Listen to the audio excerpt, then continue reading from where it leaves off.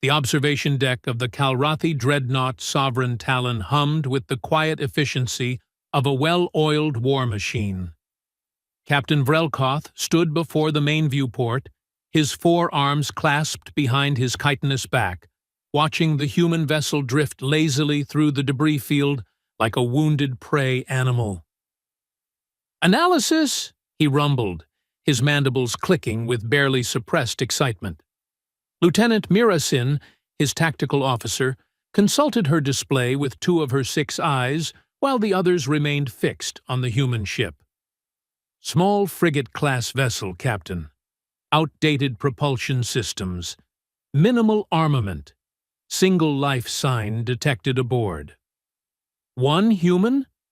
Vrelkoth's laugh came out as a series of chittering barks. "They send one human to negotiate the surrender of their colony?" "It appears so, sir." The captain turned to his communications officer, a lanky Torvin whose translator implant glowed softly at his temple. "Hail them, Officer Quinn. Let us see what pathetic plea for mercy they have prepared." The view screen flickered, and a human female appeared. She looked young by human standards, perhaps 30 cycles old, with dark hair pulled back in a practical knot, and eyes the color of Earth's oceans. She wore a simple gray jumpsuit, with no military insignia, no badges of rank, nothing to indicate she was anything more than a civilian pilot. "This is Captain Vrelkoth of the Calrathi Sovereignty," he announced, puffing his thorax to its full imposing size. "You are trespassing in territory claimed under the right of conquest. State your purpose before I decide your ship would look better as scrap metal." The human woman tilted her head slightly, a gesture his xenopsychology briefings had labeled as curiosity. When she spoke, her voice carried an odd lilt, almost musical. "Right of conquest? Is that what we are calling space piracy these days? How very official sounding." Several of his bridge crew tensed. Vrelkoth's mandibles spread wide in what humans would recognize as a predatory grin. "Amusing. Your species has developed humor in the face of extinction. I approve. Now, state your purpose." "My name is Lyra Moss," the human said, examining what appeared to be her fingernails with theatrical disinterest. "I am here representing the mining colony on Kepler-7. Your forces have been, shall we say, aggressively discouraging our work." "Kepler-7 belongs to the Calrathi now," Vrelkoth declared. "Your colonists have exactly 6 standard hours to evacuate before we commence orbital bombardment. We require those mineral deposits, and you fragile humans are simply in the way." Lyra looked up from her nails, and something in her expression made the captain's secondary stomach clench. It was not fear. It was not even anger. It was the look of someone mentally calculating complex mathematics and not particularly enjoying the results. "I see," she said slowly. "So you have decided that might makes right. And you have the might. Therefore you are right. Did I summarize that correctly?" "Precisely," Vrelkoth agreed, pleased the human was showing some intelligence. "Your government sent you to beg for an extension, perhaps? Offer tribute? We might be willing to negotiate if the price is sufficient." "Oh, no," Lyra said, and now she smiled. It was not a pleasant smile. It was the smile of a mechanic who had just found the exact bolt to loosen to make an entire engine fall apart. "I am not here to negotiate, Captain. I am here to deliver a message from Commander Sato of the United Earth Defense Fleet." The name sent a ripple through the bridge crew. Sato, the Butcher of Proxima. The woman who had held the line at Ross 248 against impossible odds. The human whose tactical brilliance had forced 3 separate Calrathi battle groups into humiliating retreats. Vrelkoth forced his thorax plates to remain steady. Commander Sato is 3 star systems away with the bulk of her fleet. She cannot reach Kepler-7 in time to prevent its fall. True, Lyra admitted cheerfully, which is why she sent me instead. You? The captain's chittering laugh returned, louder this time, and several of his officers joined in. One unarmed civilian pilot in a rust-bucket frigate? What exactly are you supposed to accomplish? Lyra's smile widened. Commander Sato asked me to give you a choice, Captain. You can withdraw your forces from Kepler-7 immediately and file a formal complaint through the proper diplomatic channels, or— She paused, letting the silence stretch like a wire about to snap. Or I can disable your ship. The laughter on the bridge died as suddenly as it had begun. Disable? Vrelkoth repeated, certain his translator implant had malfunctioned. Disable the Sovereign Talon? The pride of the Kalrathi fleet? You cannot be serious. Deadly serious, I am afraid, Lyra said, and her casual tone made it somehow worse. So, what will it be, Captain? Peaceful withdrawal or mechanical difficulties? Vrelkoth's patience, never his strongest virtue, snapped like a dried twig. Weapons officer! Target that impudent wretch's ship and blow it out of my sky! The weapons officer, a grizzled veteran named Torsk, worked his console with practiced efficiency. Targeting solutions locked, Captain. Firing in 3, 2, 1. The tactical display showed 12 plasma bolts screaming toward the human frigate at relativistic speeds. No shields activated on Lyra's ship. No evasive maneuvers. The bolts should have vaporized her in microseconds. They missed. Not by a little. Not by a lucky coincidence. Every single bolt curved around the human vessel as if guided by an invisible hand, dissipating harmlessly into the void beyond. What? Torsk's confusion was palpable. How? There are no deflector fields, no countermeasures, nothing. Lyra appeared completely unbothered on the view screen, now sipping from what appeared to be a cup of coffee. Did you just try to kill me, Captain? That is terribly rude. I am going to have to tell Commander Sato you tried to kill her messenger. She gets quite cross about that sort of thing. Fire again, Vrelkoth roared. All batteries, maximum intensity. The Sovereign Talon lit up like a miniature star as every weapon system opened fire simultaneously. Plasma bolts, particle beams, kinetic slugs, even the experimental disruptor cannons they had stolen from the Vorqui, all of it unleashed in a magnificent display of destructive power that could have cracked a small moon. None of it touched Lyra's ship. The ordnance simply curved around her vessel, creating a spectacular light show that accomplished absolutely nothing. One particularly large plasma bolt bent so sharply it nearly struck the Talon itself before Torsk managed to remotely detonate it. Fascinating, Lyra commented, setting down her coffee. You Kalrathi really do prefer the straightforward approach, do you not? No subtlety, no finesse, just raw firepower. Must be exhausting.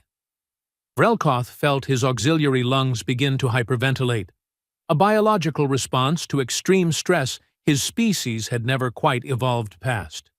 Mirasin, scan that ship. What are we dealing with? His tactical officer's manipulator appendages danced across her console, her expression growing more disturbed with each passing second. Captain, I am detecting spatial distortions around the human vessel, but nothing we can quantify. It is as if space itself is bending to protect her ship. The energy readings they are impossible, sir. They violate at least 4 fundamental laws of physics. Human technology does not work this way, Quinn added helpfully. Their gravitic manipulation is decades behind ours. They should not be capable of localized space-time warping on this scale. Lyra held up one finger. Correction. Most human technology does not work this way. But you see, Captain, Commander Sato has access to certain, let us call them experimental resources. Resources she only deploys when she wants to make a point without firing a single shot. So, I will ask you again, and I strongly suggest you consider your answer carefully this time. Will you withdraw, or shall I disable your ship? You are bluffing, Vrelkoth insisted, though his certainty was beginning to crack around the edges. Even if you have some new defensive technology, you cannot attack us. You are unarmed. Oh, you noticed that, Lyra said, sounding genuinely pleased. Very observant. You are absolutely correct. I have no weapons. But here is the thing about disabling ships, Captain. You do not need weapons. You just need to understand systems, engineering, cause and effect. She leaned forward, and the playful mask slipped just enough to reveal something harder beneath. You know what happens when you introduce a precisely calibrated gravitational anomaly into a ship's power distribution network? Or when you create microscopic spatial tears in exactly the right sections of a hull? The ship does not explode. It does not die dramatically. It just stops, gently. The word hung in the air like a threat. Of course, Lyra continued, sitting back. If you prefer the dramatic approach, I could also disable your ship in fragments. That option is messier, takes longer to repair, and tends to leave some of your crew with minor injuries. Vacuum exposure, decompression, that sort of thing. Nothing fatal, probably, but definitely uncomfortable. Your choice, really. Mirasin's voice was barely a whisper. Captain, I am detecting graviton buildup around our ship. Low levels, but increasing. She is targeting us, Torsk confirmed, his combative demeanor replaced by something resembling respect, or possibly fear. I do not know how, but she is definitely targeting us. Vrelkoth stared at the human woman on his screen, this unassuming messenger in her plain jumpsuit, casually threatening his dreadnought with nothing but confidence, and apparently impossible technology. His tactical training screamed at him to call for reinforcements, to ram her ship, to do anything except stand here watching his carefully cultivated image of Kalrathi superiority crumble. But his survival instinct, honed through decades of combat, whispered a different message. This human was not afraid. This human should be terrified, should be begging, should be dying in the wreckage of her insignificant ship. Instead, she was sipping coffee and discussing the finer points of how she would dismantle his vessel, which meant either she was insane or she actually could do everything she claimed. How? He asked finally. How are you doing this? Lyra's smile returned, gentler this time, almost sympathetic. Humans have this saying, Captain. Any sufficiently advanced technology is indistinguishable from magic. You have been cruising around this sector, bullying colonies and merchant ships, thinking you were the apex predators. But you forgot something important. What? Despite himself, Vrelkoth leaned closer to the screen. Humans are very, very good at building impossible things when we are motivated, Lyra said softly. And you just spent the last 6 months motivating us by threatening our families, our children, our homes. So yes, we built some impossible things.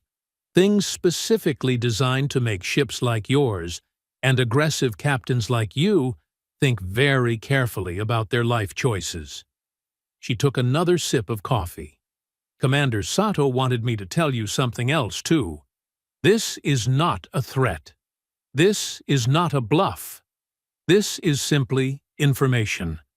We have 17 other ships like mine, scattered throughout human space, waiting, watching, ready to disable any Kalrathi vessel that crosses certain very clearly defined lines, You crossed one of those lines when you threatened Kepler-7. So now, Lyra continued, you have 10 seconds to make your choice before I make it for you. Withdraw peacefully, or I start with your reactor shielding and work my way through every critical system on your ship until you are drifting dead in space, waiting for a tow truck. Your decision, Captain. 10, 9, 8. Wait! Vrelkoth held up 2 of his 4 hands, a gesture of surrender in Kalrathi culture that he had never imagined using. If we withdraw, you will let us leave intact? Completely intact, Lyra assured him. You will fly away with nothing but a slightly bruised ego and a story nobody back home will believe. Scout's honor. Scout's honor? Quinn translated uncertainly. I do not have a reference for that phrase. It means I promise, Lyra explained. Human thing. Trust me, it is binding. Vrelkoth looked around his bridge at his crew, seeing his own uncertainty reflected in their faces. They were warriors, bred and trained for conquest. But they were not fools. There was a difference between bravery and suicide. Helm, he said slowly, tasting defeat like ash in his mouth. Set course out of the system. Maximum sublight speed. Excellent choice, Lyra beamed. See, that was not so hard, was it? And just think, now you get to live to fight another day, maybe against someone who does not have spatial manipulation technology. I hear the Vorkwi are lovely this time of year. Very aggressive, almost no advanced physics. The Sovereign Talon began to turn, its massive bulk rotating ponderously to point toward open space. The maneuver took nearly 3 minutes, during which nobody on the bridge spoke, and Lyra simply sat there in her frigate, watching them with that knowing smile. When they were finally oriented for departure, Vrelkoth made himself speak one final time. You have won this engagement, human, but the Kalrathi sovereignty will not forget this humiliation. Of course not, Lyra agreed pleasantly. That is rather the point. Commander Sato wants you to remember this. She wants every Kalrathi captain to know that human colonies are no longer soft targets. She wants you to understand that we do not just defend anymore. We have evolved past that. Now we preempt. Now we disable. Now we send lone pilots in unarmed ships to make entire battle groups reconsider their priorities. She leaned forward one last time. Go home, Captain Vrelkoth. Tell your superiors what happened here. Tell them the Butcher of Proxima has new tools, and she is really not afraid to use them. Tell them humans said hello, and we brought impossible technology to a gunfight, and we won without firing a shot. Is that your message? Vrelkoth asked bitterly. That is part of it, Lyra said. The other part is this. Next time, we might not offer the choice. Next time, we might just disable first and explain later. So, maybe reconsider the whole aggressive expansion thing. Just a thought. The view screen went dark as Lyra cut the connection. Vrelkoth stood motionless for a long moment, listening to the ambient sounds of his ship, the hum of the engines, the whisper of the life support, the quiet clicks and beeps of consoles, all of it functioning perfectly, all of it intact, all of it spared because he had made the wise choice. Engage drives, he ordered quietly. Take us out of here. As the Sovereign Talon accelerated away from Kepler-7, leaving the human colony untouched, and Lyra Moss floating peacefully in her impossible frigate, Mirazin turned to her captain with one question in her eyes. Sir, do you believe her? About the 17 other ships? Vrelkoth watched the human vessel grow smaller in their rear display, a tiny speck of metal and audacity that had just defeated an entire dreadnought through nothing but confidence and physics that should not exist. "Yes," he said finally. "Yes, I believe her. And that, Lieutenant, is what truly terrifies me." 3 days later, Vrelkoth found himself in a situation he had never anticipated. He was sitting in the cramped briefing room of the orbital station above Kalrathi Prime, surrounded by 15 other ship captains, all of whom were staring at him like he had grown a fifth arm. "You retreated," Captain Jexnar stated flatly, his green carapace gleaming under the harsh station lighting. "From one human. In a frigate." "Correct," Vrelkoth replied, keeping his voice steady despite the shame burning in his gut. "Without firing a single effective shot," added Captain Rilvex, a younger officer whose 3 successful raids had made her insufferably confident. "Also correct. Because she threatened you with, what did you call it?" Jexnar consulted his datapad. "Spatial manipulation technology?" "Yes." The room erupted in chittering laughter, mandibles clicking in derision, thoraxes heaving with mirth. Vrelkoth endured it silently, remembering Lyra Moss's calm smile, the impossible way his weapons had simply refused to touch her ship. Fleet Admiral Crossveth raised one massive claw for silence. The laughter died immediately. Crossveth had commanded fleets when half the captains in this room were still larvae. His word was law, his judgment final. "Tell me, Vrelkoth," the Admiral said, his voice like grinding stone, "do you stand by your report? Every detail?"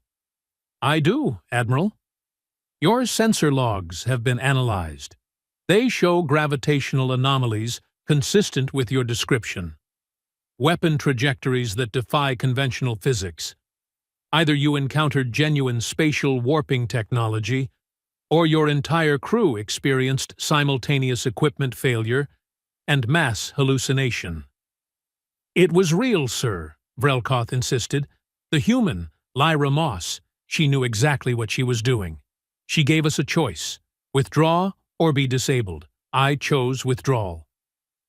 "Wise or cowardly?" Rilvex muttered, just loud enough to be heard. "Wise," Crossveth declared, silencing her with a look.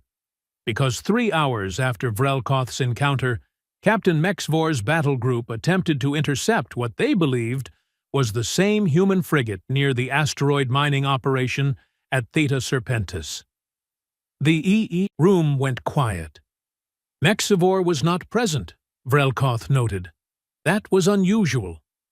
"Captain Mexivor ignored the human pilot's warning," Crossveth continued. "He ordered his entire battle group, 6 heavy cruisers and 2 destroyers, to open fire. The human ship remained undamaged. Mexivor then attempted to ram the frigate with his flagship." The Admiral pulled up a holographic display. 8 Kalrathi vessels floated in formation around a small human ship. Then, in the span of 10 seconds, all 8 warships went dark. Not destroyed, not exploding, just dead. Floating hulks with no power, no propulsion, no life support. The human pilot, same female, same casual demeanor, broadcast a message on all frequencies. She said, and I quote, "That was Fragments. Now you get to float here and think about your choices while I call a tow service. Commander Sato says hello and hopes you packed snacks." Several captains shifted uncomfortably in their seats. "It took 16 hours to restore partial power to Mexvor's flagship," Crossveth said. "Full repairs will take weeks. The other 7 ships are still being towed back to port. No casualties, but 8 ships completely disabled in the time it takes to breathe twice. So I ask again, Vrelkoth, do you stand by your report?" "Absolutely, Admiral." "Good." Crossveth's mandibles spread in what might have been approval. "Because you are the only captain who had the sense to listen when a clearly superior force offered terms. The sovereignty is reassessing its expansion strategy in human space." "Reassessing?" Jexnar sounded incredulous. We are the Kalrathi's sovereignty. We have conquered 12 species. We do not reassess because one human has a fancy new toy. 17 humans, Vrelkoth corrected quietly. She claimed there were 17 ships like hers, and given what happened to Mexvor, I am inclined to believe her. This is ridiculous, Rilavek snapped. Humans are weak. They barely held their own colonies together before we arrived. Their ships are slow, their weapons outdated, their tactics predictable. Were, said a new voice. Everyone turned to see Commander Yixtal enter the briefing room. The intelligence officer moved with the deliberate grace of someone who spent more time analyzing data than commanding ships. Her optical implants whirred softly as she scanned the assembled captains. Human capabilities were all of those things, Yixtal continued, pulling up new data on the holographic display. 3 months ago. Then something changed. Our surveillance networks detected unusual activity at a research facility on Europa, one of Jupiter's moons. Massive power consumption, exotic particle emissions, the kind of signatures that suggest prototype testing. What kind of prototypes? Krosoveth asked. The kind that can manipulate localized space-time, Yixtal replied. We have been trying to develop similar technology for 40 years. Our best scientists say it is theoretically possible, but practically impossible. Too much energy required, too much precision needed, too many variables to control. She pulled up an image of Commander Sato, a severe-looking human woman with gray streaking her dark hair and eyes that had seen too many battles. Commander Elena Sato, 53 years old, 32 years of military service. Psychological profile indicates extreme protectiveness toward her personnel and civilians under her care. Strategic assessment, brilliant, patient, and absolutely ruthless when threatened. We know who Sato is, Jexnar grumbled.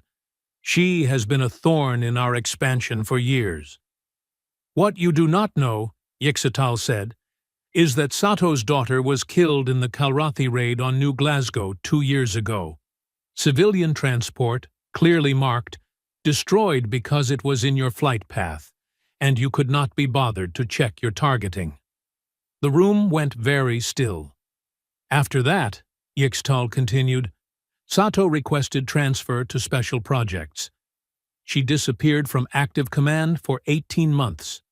When she returned, she brought with her something called the Aegis Initiative. 17 ships retrofitted with experimental gravitic technology. Each one piloted by a single volunteer, each volunteer trained personally by Sato herself. Why single pilots? Vrelkoth asked. Because the technology requires a neural interface, Yixtal explained. Direct connection between pilot and ship. The calculations needed to manipulate space in real time are too complex for conventional computers. They need human intuition, human reflexes, human stubbornness. That sounds horrifically dangerous, one of the other captains muttered. It is, Yixtal agreed, which is why Sato only accepts volunteers who have nothing left to lose. Pilots whose families were killed in raids, engineers whose colonies were destroyed, scientists whose life's work was vaporized because we decided their research station was in the way. She pulled up images of 17 humans, male and female, various ages, all with the same look in their eyes. The look of people who had decided to become weapons because they had failed to protect what they loved. Lyra Moss, Yixtal highlighted one image. Former mining engineer. Lost her husband and 2 sons when the Kalrathi bombarded Kepler-7's sister colony. Volunteered for the Aegis program 8 months ago. Neural compatibility rating, 97%. That is unheard of. Most pilots barely manage 60%. Vrelkoth stared at the image of the woman who had defeated him without firing a shot. She looked different in this picture. Younger, smiling, standing next to a tall man and two small boys. A family. A family that no longer existed. "So we killed her family," he said slowly, "and she became this." "They all did," Yixtal confirmed. "Every single Aegis pilot has a similar story. Sato found the people we hurt the most and gave them the tools to hurt us back. Except they are not interested in revenge. Not really. They just want us to stop." "How do we fight this?" Rilavex demanded. "There must be a weakness, some way to counter their technology." "There is," Yixtal said. "We stop threatening human colonies. We stop raiding their supply lines. We stop treating them like prey animals ripe for conquest." "That is not a military solution," Jacksonar protested. "It is the only solution that does not end with our entire fleet disabled and drifting," Crossveth said firmly. "Yixtal, continue your analysis. I want to know everything about this Aegis initiative. Capabilities, limitations, deployment patterns, everything." "Yes, Admiral." Crossveth turned to address all the captains.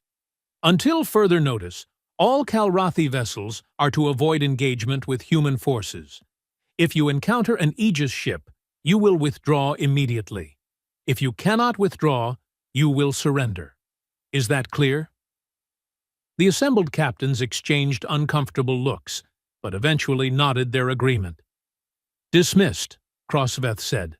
"Except you, Vrelkoth. Stay." The other captains filed out, some shooting sympathetic looks at Vrelkoth, others glaring with barely concealed contempt. When the room was empty except for the Admiral and Vrelkoth, Crossveth settled his bulk into the reinforced chair with a heavy sigh.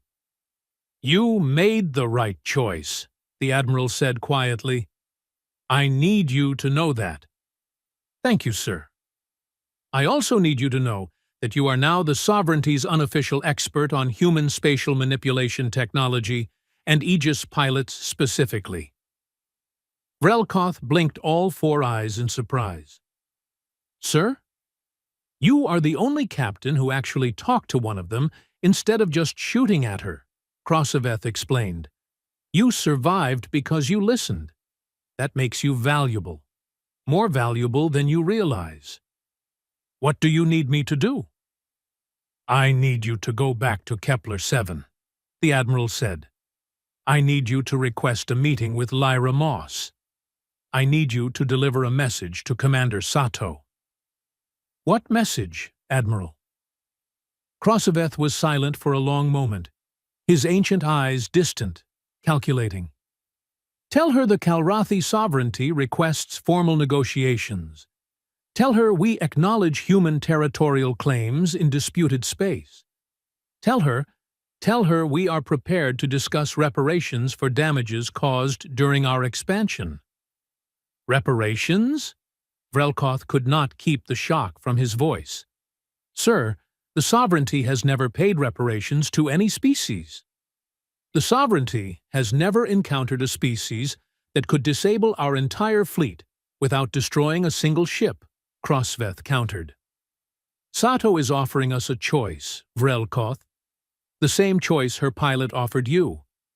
We can withdraw gracefully and negotiate, or we can push forward and be systematically dismantled until we have no choice but to surrender." "You believe she would do that? Disable the entire fleet?" "I believe she has 17 pilots who loved their families more than they feared death," Crossveth said grimly. "I believe she spent 18 months building weapons specifically designed to humiliate us without killing us. And I believe that is somehow worse than if she had just built bigger guns." He stood, his massive frame towering over Vrelkoth.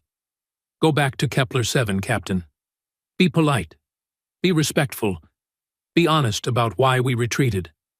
And for the sake of our species, do not let pride make you stupid."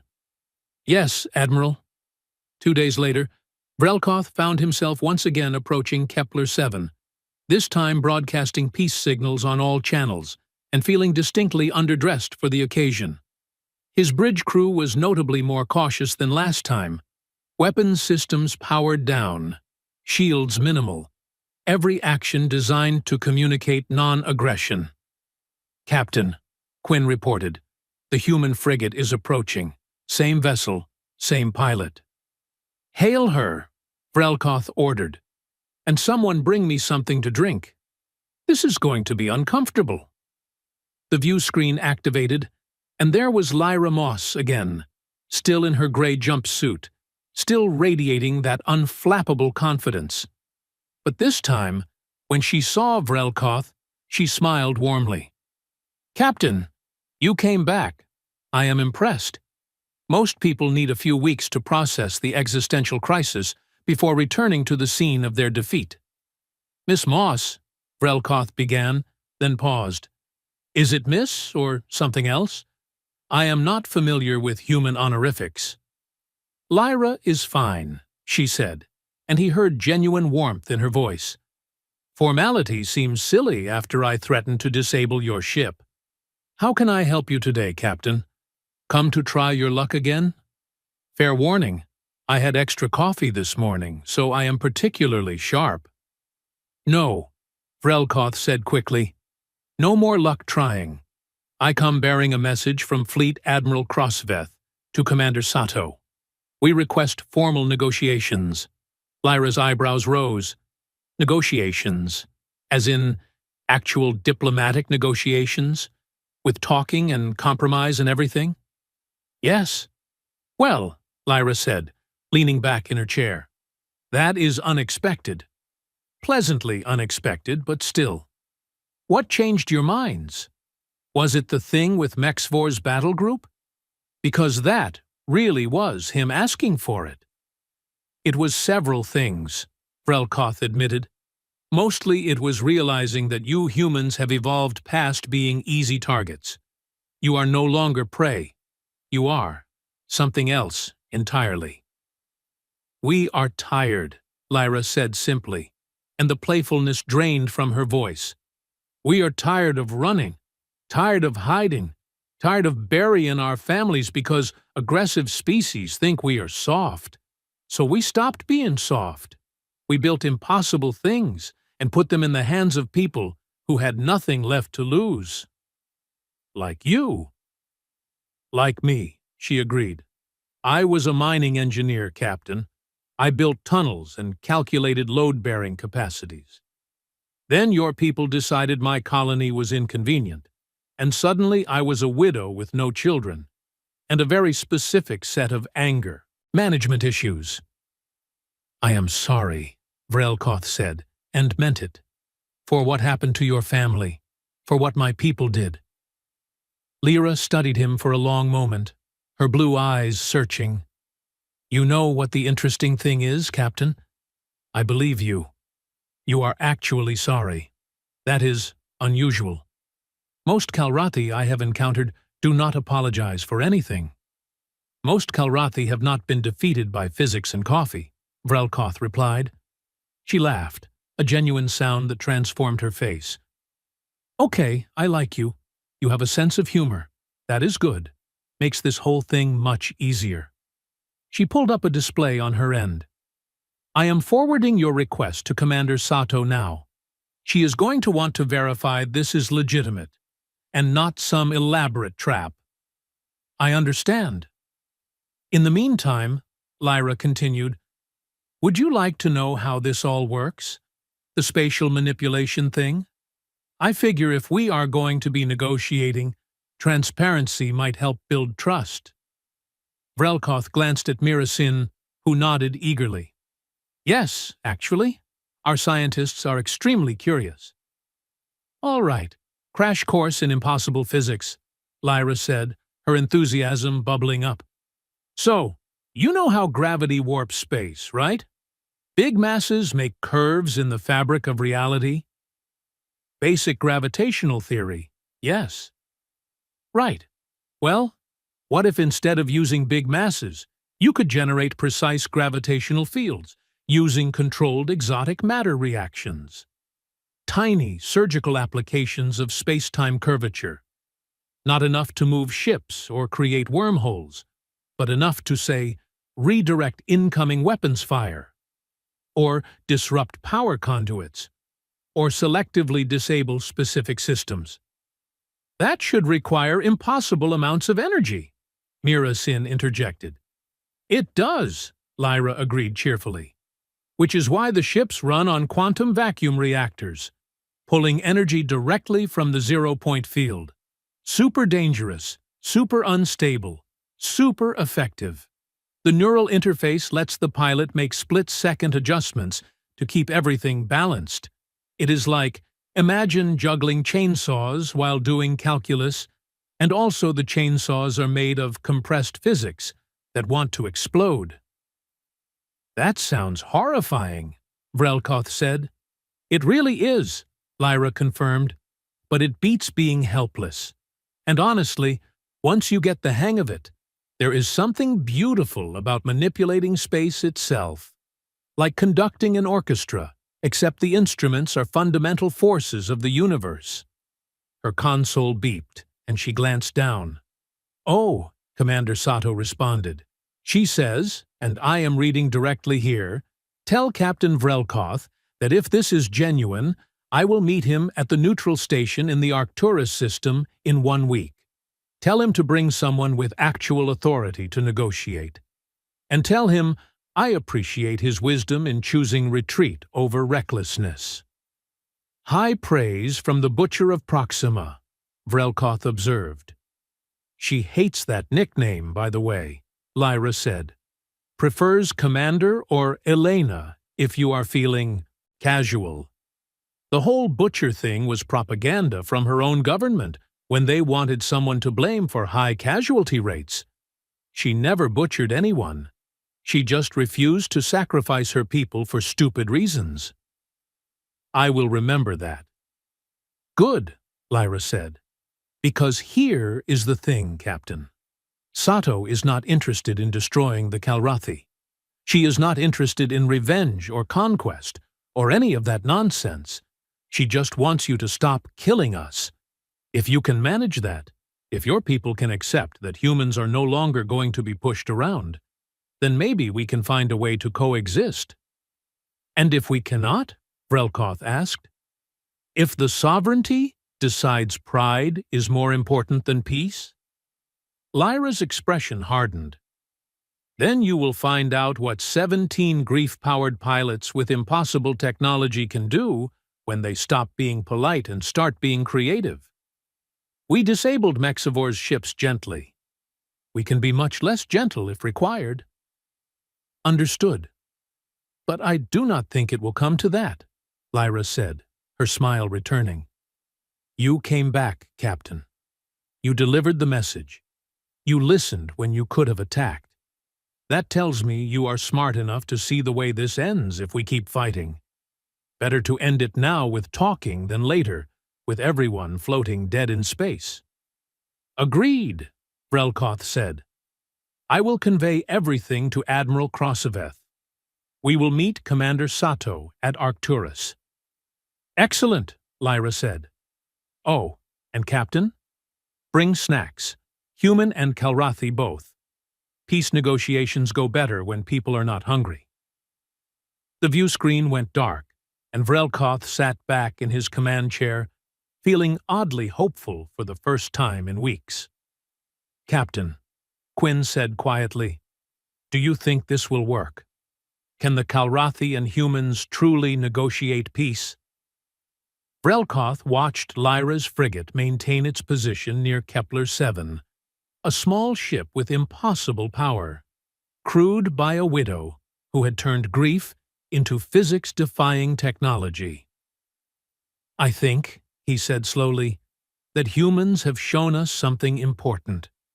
They showed us you do not need to destroy your enemies to defeat them. You just need to make continued aggression more costly than peace, and they have definitely achieved that. So we negotiate. So we negotiate, Vrelkoth confirmed. Because the alternative is having 17 Lyra Mosses systematically dismantle everything we have built, one ship at a time.